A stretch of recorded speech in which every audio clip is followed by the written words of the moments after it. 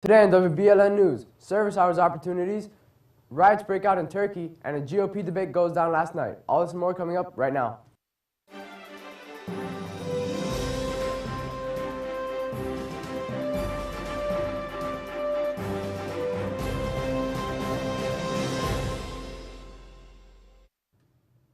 morning, Belen. I'm Joaquin with Solo. And I'm Carlos Cristobal. Welcome to this edition of WBLN. Here news for today, October 29, 2015.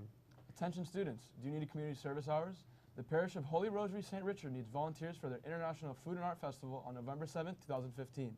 They especially need juniors and seniors to help out with the parking situation, but they also need help in many other areas. They're located at 7500 Southwest 152nd Street. Please contact Jerry Chouette at 305-253-9681 to schedule your shift.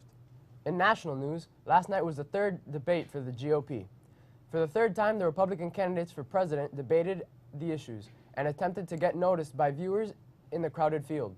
Because 14 people wanted to run on the Republican ticket, the debate was split into two, the top 10 in the polls on one debate and the last 4 in the other.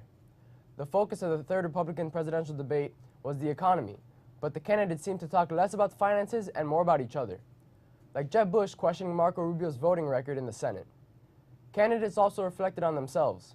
Jeb Bush questioning Marco Rubio's voting record in the Senate.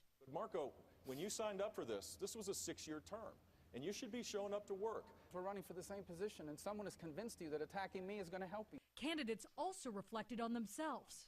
I'm too trusting, and when they let me down, if they let me down, I never forgive. Before the main debate, the lowest-ranking GOP candidates under pressure to raise poll numbers duked it out on stage at the so-called undercard debate. Politicians talk. We need to pay attention to what they do, not what they say. I'm the only one that's reduced the size of government. I think it's one thing to shrink the size of a state government, but it's another thing to actually get something accomplished in Washington. Washington has become a corrupt insider game, and everybody talks about how they're going to change the taxes, grow the economy. Nothing seems to change. The foreign policy of Barack Obama needs to be replaced, and the last person you want to find to replace his foreign policy is his Secretary of State. Make me Commander-in-Chief and this crap stops. Thank you, sir. I'm Mary Maloney, reporting.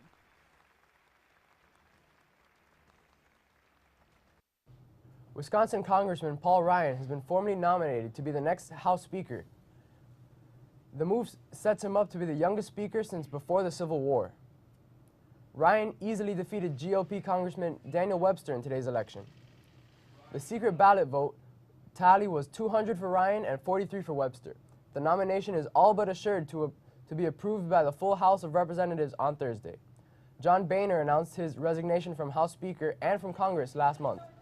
He said he planned to step down at the end of the year, but turmoil within the caucus prompted him to resign earlier than planned. Turkish riot police raided media companies early Wednesday morning. Police used tear gas and water cannons as they prepared to enter the Koza IPIC Group headquarters in order to implement a court order to seize control of the company. An Ankara court verdict ordered the appointment of a trustee panel based on the accusations of being involved in the activities of the Fethullahist terror organization. Trustees appointed by the court entered the master control of Bugün TV, causing disruption. There's only 2 days left this week, but our hallways are still pretty busy. Let's take a look. Chess Club will be meeting at 3 p.m. in room F208. Operation Smile meets from 3:15 to 4 in room H221. There will be a Key Club meeting this Thursday at 3 p.m. in the Coscuela. Aviation will meet Thursday at 3 p.m. in room F201. The Philosophy Club will be meeting Thursday in room F207 at 3 p.m. Rho Kappa will be meeting Friday at 3 p.m. in room H221. Model UN will meet Friday at 3 p.m. in room H213. Computer Science Club will also be meeting at 3 p.m. in room E213. Attention food lovers, the French Club will be bringing crepe maker on Thursday, November 5th after school in the central patio. Pre-sales are going on now after school in room F217. The price is $5 for the sweet crepes and $6 for the entree crepes. For more info, please see Miss Alonzo. Attention middle schoolers, everything about being on TV? Well, WBLN in the Middle will be holding its auditions this Friday at 3 p.m. right here in the studio. For more info, please see Mr. Calderon. Now stay tuned as we bring you weather and sports right after these messages.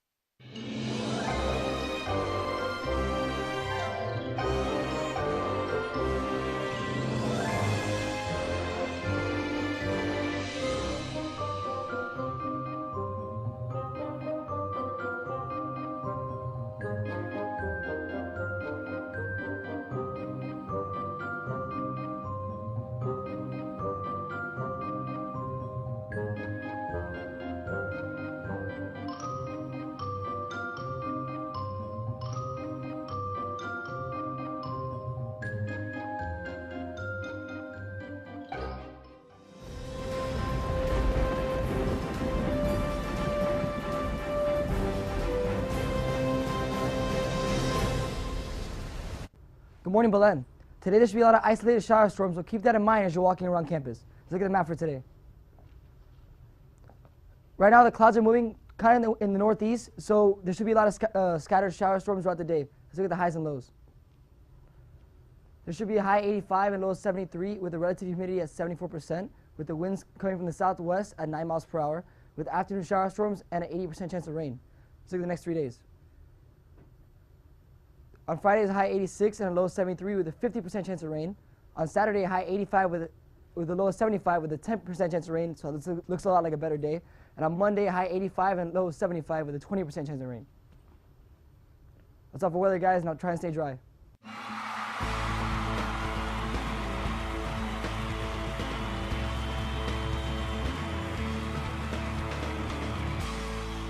The middle school gold basketball team cruised to their first victory of the season by defeating St. Timothy by a score of 55-6.